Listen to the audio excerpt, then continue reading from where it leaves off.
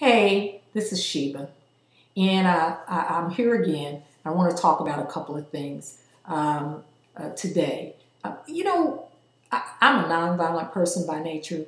I don't like to go through conflict and confusion.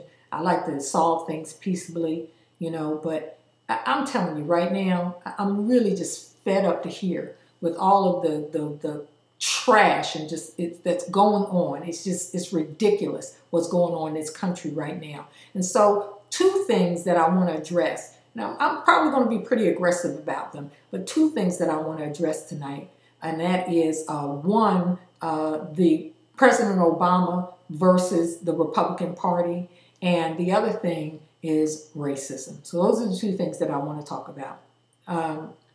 First thing I want to talk about is President Obama versus the GOP, the Republican Party. When President Obama was elected, he said, yes, we can. And we could. And we still can.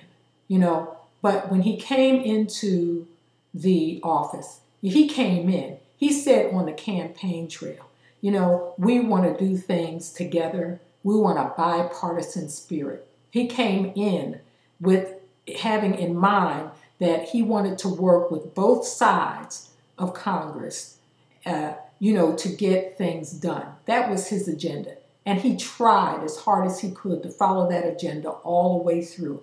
He bent over backwards, over and over again, to the degree that he almost broke his back. People were complaining that he wasn't being aggressive enough, that he wasn't going after the Republicans enough, because he wanted so much to do this in a bipartisan fashion.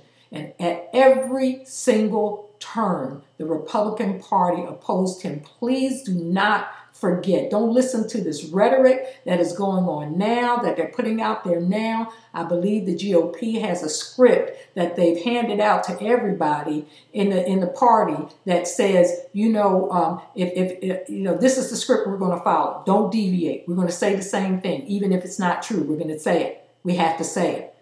We have to say it because we want him out of office. Mitch McConnell said on the first day that the GOP agenda was to make President Obama a one-term president. Now, why? Why? He had no time for them to assess what kind of job he was going to do. This was on day one. On day one, they decided that he was only going to be a one-term president. Why? Because he messed up the presidential wall. That's why. Because up until now, all the pictures on the wall have been pictures of white presidents, and now we had the nerve of this man of African descent to come in here and mess up our presidential wall. Your presidential wall. This is the United States. One nation under God, indivisible, with liberty and justice for all. Or did you forget that? Really?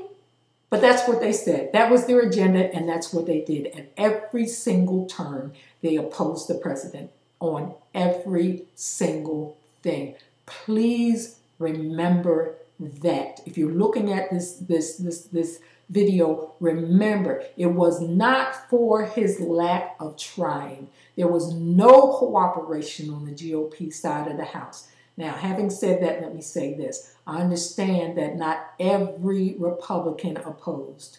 I understand that not every single Republican chose not to work with the president. But the ones who did, who tried to work with him, there were so few of them that they couldn't swing anything. It wasn't enough of them. And if they tried to oppose their own party, I'm sure that they were ostracized for trying to do so.